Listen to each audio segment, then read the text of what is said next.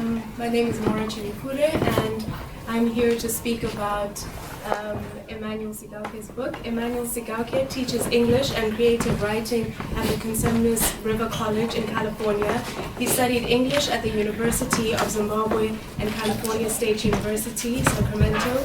He has been published in poetry and fiction anthologies, and his collection of short stories, Mukoma's Marriage and Other Stories, was a finalist in the 2015 Mama Awards Zimbabwe, which is the book we're going to discuss today. In 2015, he co-edited Roses for Betty and Other Stories, published by the Center for African Cultural Excellence, and is the sole editor of Sundown and Other Stories, the 2016 Writivism Anthology, and the Transcending the Flame, the 2018 Writivism Mentoring Anthology. He has edited various other anthologies, notably the African Raw series. He has been a mentor in the Writivism program and judge in its short story prize. In addition, he has also been a judge for the Northern California Book Award. Emmanuel Sigauke is also the founder of the Munyori Literary Journal. He sits on the Writivism and Writers International Network Zimbabwe Advisory Boards. So a warm welcome to Mr. Emmanuel Sigauke. The book today is Mukoma's Marriage and Other Stories, which follows the life of Fati, who grows up in rural Zimbabwe and ends up in the towns, and is also a very talented boy who learns how to speak English well and is raised by his older brother. What is interesting is also that his brother gets married to several women in the book, and basically his relationship with the woman. So firstly, what we're going to speak about, what I found quite interesting about the book, is this relationship. So a lot of African writers are writing in English, and this is also something that a lot of writers strive to speak, or not a lot of writers, but in general, I grew up in Zimbabwe as well. A big thing about what measures your intelligence or whether you go anywhere is how well you speak the language. So first I'll ask Mr. Sigauke to read an extract from his book. Right. Thank you very much, everybody. So this is the young narrator Fati, very early on. I knew what English was because I had heard my brother speak it with his friends, and when my mother said things like, "For fuck's sake," I knew she was speaking in English. Once in a while, old men and women at the beer gatherings would argue and always ended up using words like "blarefuro." I blast you, you idiot. My guru used some English too, and once she told me that I was stupid. And the word sounded nice coming out of her mouth. Later, I would use that word at school, and when the headmaster heard me, he told all present that I was learning English fast. He told me that I would grow up to be an expert in English. English was all around me, even the birds sounded English. As Mukoma showed me the English book, I wished that my guru had been there as well. Mukoma had left her in their bedroom, but I would ask her to read some of the books to me since I knew she knew some English. Mukoma read several words and asked me to identify the corresponding pictures. Then he read some more of the words all the way to the middle of the book, and when he stopped, he said, "Your turn." Okay, I looked at the book blankly. He stroked my head, laughed, and said, "Don't worry, one day you will be teaching people how to read this language." I smiled and focused on the pictures. Mukoma read some more words. On top of that, he was telling me that even the language we spoke was taught in schools. If you think you know anything about our language, wait until you start learning it in school. Some people studied at the university. He paused. But you wouldn't know about that yet. I didn't know about universities for a long time too. He started to read from the Shona book. I was struck by the simplicity of the words and the sentences and the number of pictures in the book. Mukoma showed me the pictures first and asked me what they were. With the English book, he read the words first and then showed me the pictures. I tried hard to explain what I saw in the pictures: hens running, cattle grazing, a dog and a cat playing, dogs chasing a hare. a cat catching a snake, a grandmother talking to a grandfather. Some of the pictures were beautiful homes that no one in Mototi could ever dream to build. The mathematics book was full of colorful shapes and numbers. These are detachable, Mukoma said, but I did not understand what he meant. Once you start school, when you begin to use this book, the teacher may ask you to remove these shapes from the book so you can use them in group work with others. He paused to allow me to admire the book, which I held with shaking hands. Good, huh? He said. Yeah, thank you. So from that part, we can see that there's, an interesting relationship that we all have with English growing up. Maybe you told me earlier how you were called the Englishman, what that meant for you.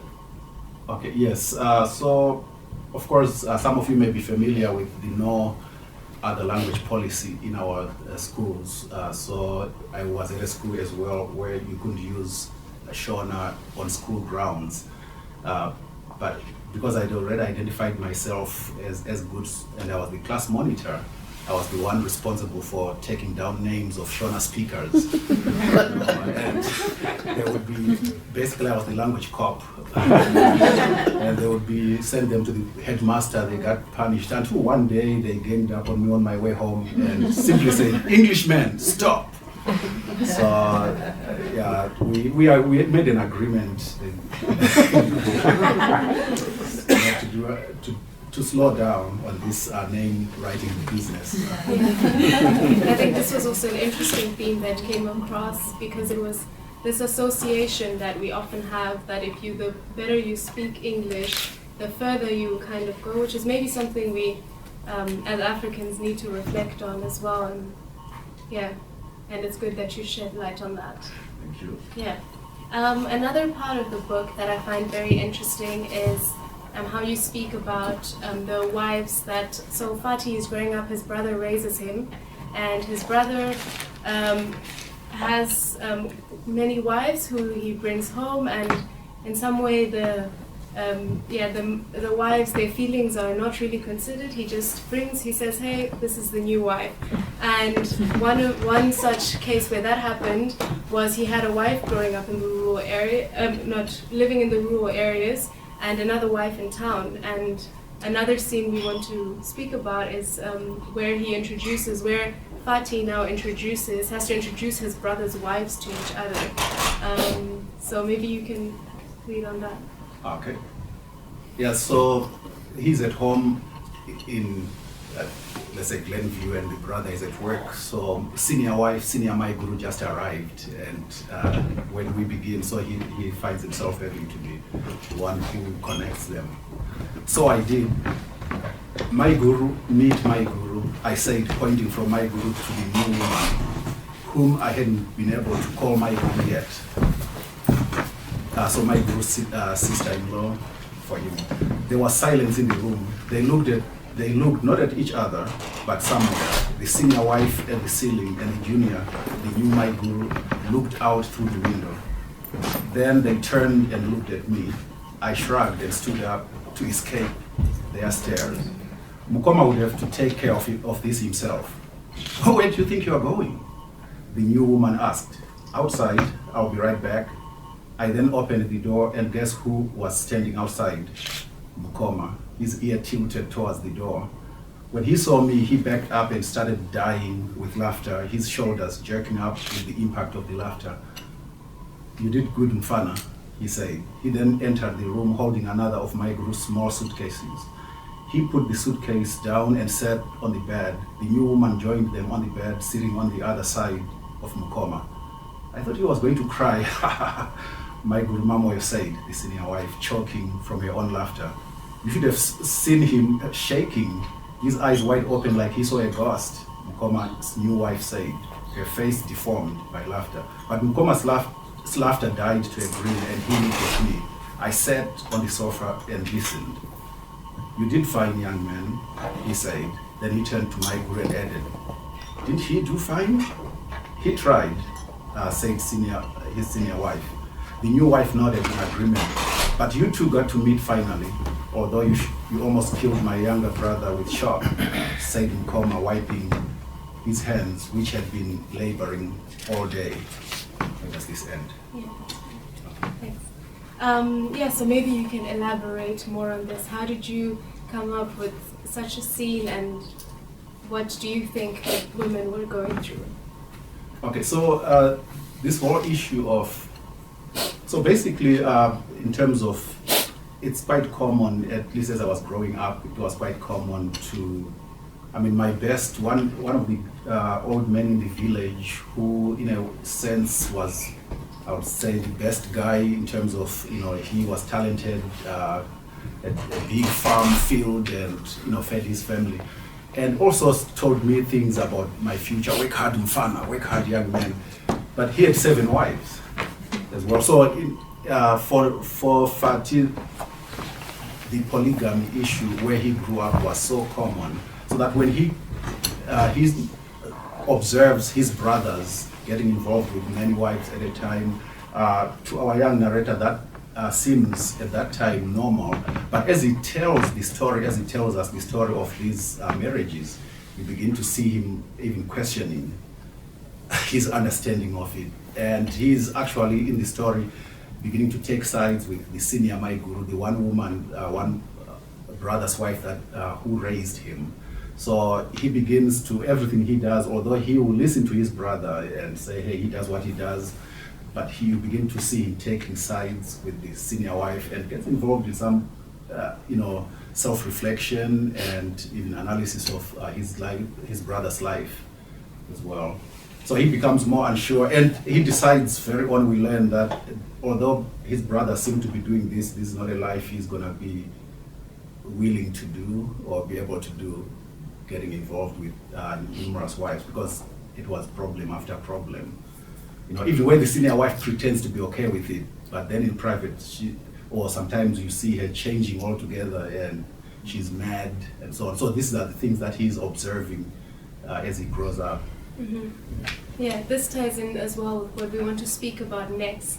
A lot of fighting goes on in the book, and I was wondering, why did you write a lot about the fighting? Okay, and if you also remember how Fatih himself wants to grow up to be a fighter like his big brother. Yeah.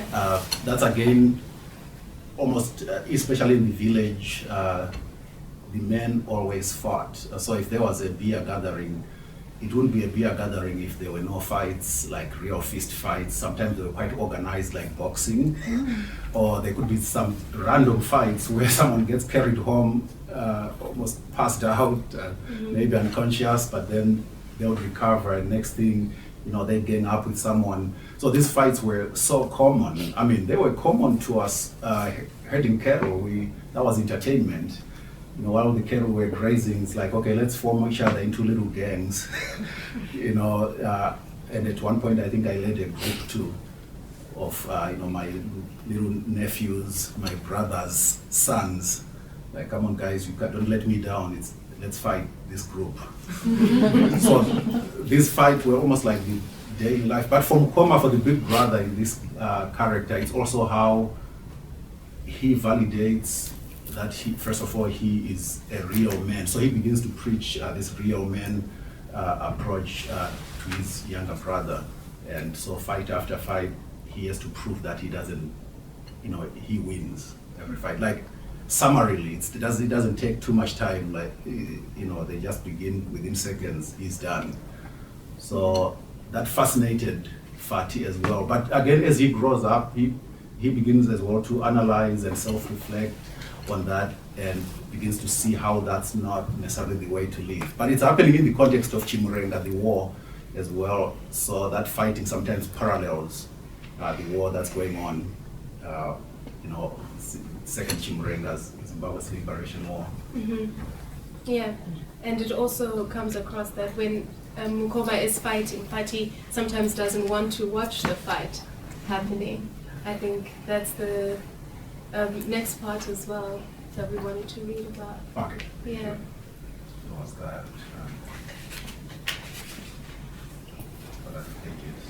The real. Yeah, okay. Exactly. Right. So there you see there's a play going on at school, and then there's the contrast that there's a play going on at school and Fati is supposed to perform in the play, and instead of the play taking place, Mukoma starts a fight at the school, Mukoma, his brother, and now all the attention is drawn towards the real drama that people seem to be more entertained by. Right, because they were acting, I think, Julius Caesar at the school, at the play, but the teacher goes, everyone looks so entertained, she said. It's like a tournament for them, she nodded. Happy people, all on account of your brother. Mm-hmm. Yeah, and I think also this ties into the type of relationship he had with his brother.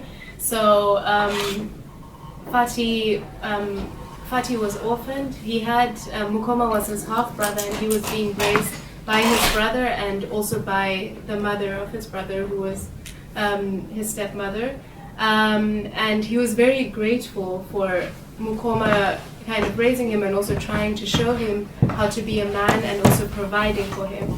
So I think this also, maybe you can give a comment about the relationship between Fati and his brother, this fear and love that he felt for him.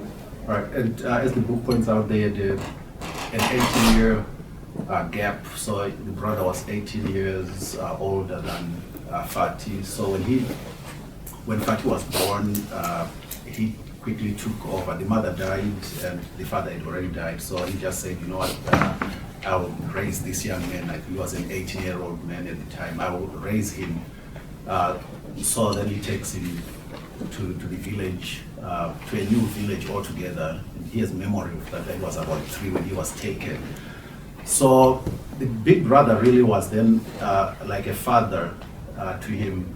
But in the village as well, the relationship between, as we learned from Tsidangarim was reading, the parents-children relationship, disciplining and so on, it was automatic that the brother would make comments like, when he was finishing O-level, the brother said, look, you are going to succeed without question, right? Because if you don't, I can just kill you. that's so easy, you know me. So he's quite afraid of what would, the violence, the beatings and so on. Mm-hmm. But at the same time, he understands that that's what's expected by the village. That's how he's taking care of him. So there's also acceptance. Then later on, when he grows older and realizes the brother is a really good fighter, there's then admiration. But later on, we begin to see disappointment in some of the brother's choices. So it's almost like a process. I don't know anything, I will accept. What brother does, is that a good thing? Is that how we're supposed to treat people? And what I've noticed is whatever the brother is doing that he seems to admire, he doesn't expect that's what he doesn't hope that that's what he will turn out to be himself. So he's in a way trying to be different from everything the brother is doing. Yeah, okay, thank you. And now to round up, maybe you can tell us what you love about the book. I don't remember anymore. No, what I loved about this started off as a novel, a very unusual beginning, because Fati in that novel's context is the remaining brother. The brother has since died, but he left a daughter who is now 18 and not younger than that, maybe 15, 16, and she actually doesn't have a clear concept of who her parents were or are. I mean, she knows her father died, but there's no detail about the mother whatsoever. She was raised by a grandmother, so she calls her uncle and says, "Uncle, do I have a mother?" So that unusual question then prompts Fati, who also doesn't quite remember this exact clear detail. So he's not going to be very useful to his niece to tell her exact details about the mother. So what he does is just simply, let me just tell you the story of my brother and his marriages, and I'll be able to see if I can figure out who your mother was exactly among those. So, but that turned out to be a lot of work as a novel. So what I did, I took one the first account of the marriage was published by a magazine in the US, and that was the first time I was paid for a short story. Like, oh, now I can turn this into several short stories. So most of these were published in journals, printed online, and then later on I decided to put them in, to make them into a collection as well. Okay, thank you. Are there any questions? Yes. Okay, thank you, Emmanuel. I'm just wondering if you were thinking about exploring the relationship between the women, because I know that usually in a polygamous relationship, there's the thinking that, okay, the new one is the enemy, Right. She has come for my thing, for my man. Mm-hmm. So, but in this, especially in the extract you read, I see the women trying to get along. Right. Even when, there is that tension that, okay, are they going to jump at each other? Right. So do you explore how polygamy make women behave towards each other, or was that just to look at it from the man's perspective that, okay, I want many, so let me bring? Okay, so I do, Fatih, our narrator really begins to, there's an exploration of that, because in the very same story, after the senior wife seems okay with everything, and now everyone is celebrating, and she just sits in a corner, and suddenly she changes, and she's sobbing, and he goes, oh, we are going to have a long night here. In the very same story, and they will have other stories who will explore how they relate the two, and it's always conflict. Sometimes they fight, and he is home with them, and there's a sudden fight, and now he is trying to stop the fight. The brother comes back and says, how can you let them fight?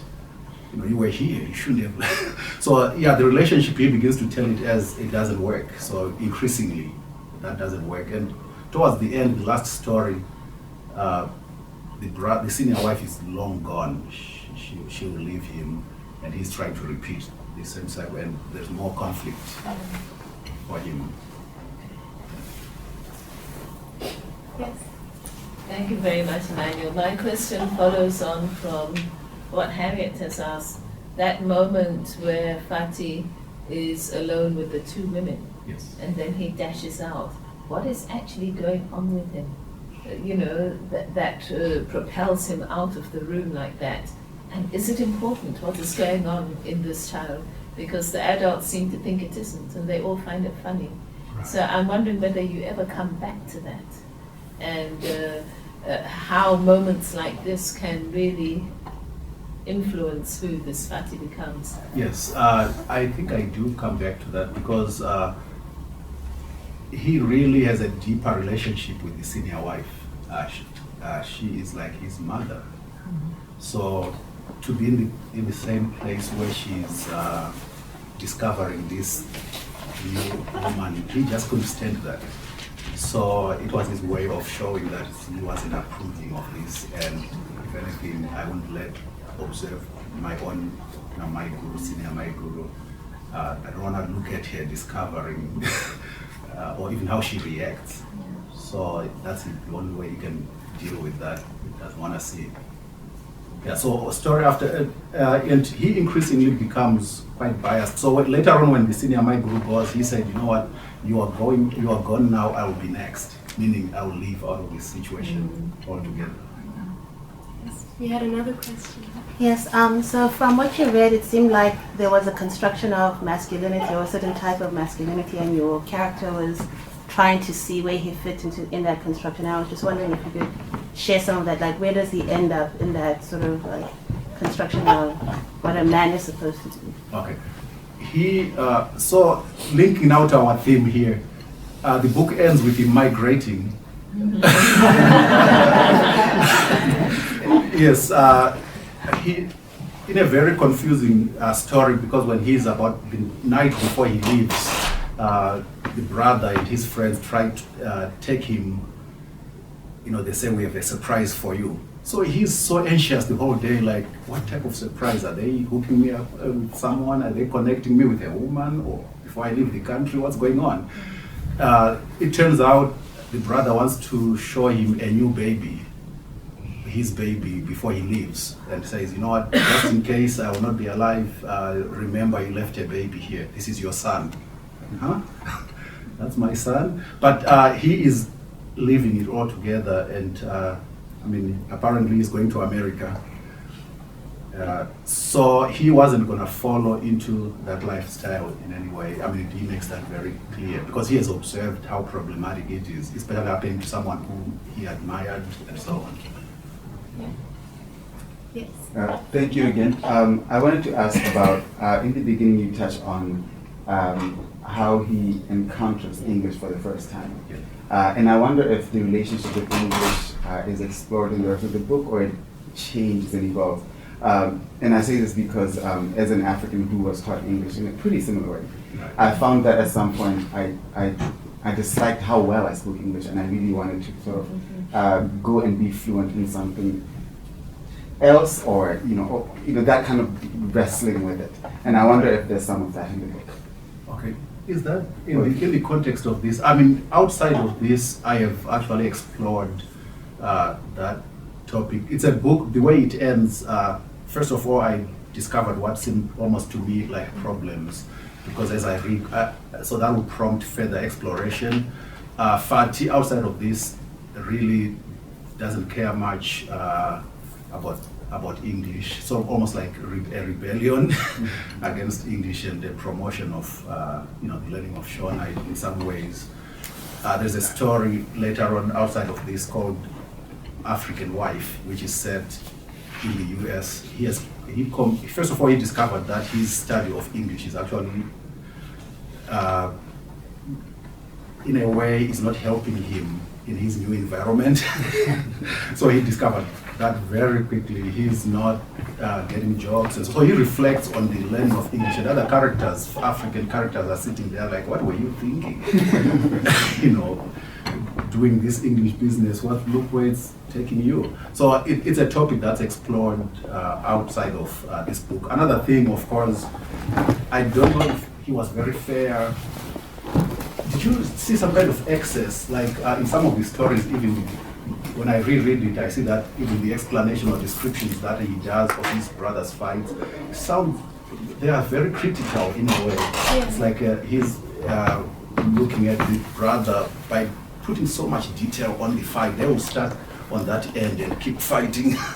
You begin to see some kind of critical approach to the thing. So he becomes, in that way, I feel he might have been unfair because we see only his side. So if I'm going to revisit this story, it's probably looking at other views, like Mukoma's view directly. Then maybe one of these wives, especially the senior wife's view. So these are opportunities for a trilogy. What I hear from brother, and the sister-in-law, the senior, one of the wives. Yeah. Okay. Well, on that note, I'd like to thank you for being here, and we can continue the discussion after this. Thank you.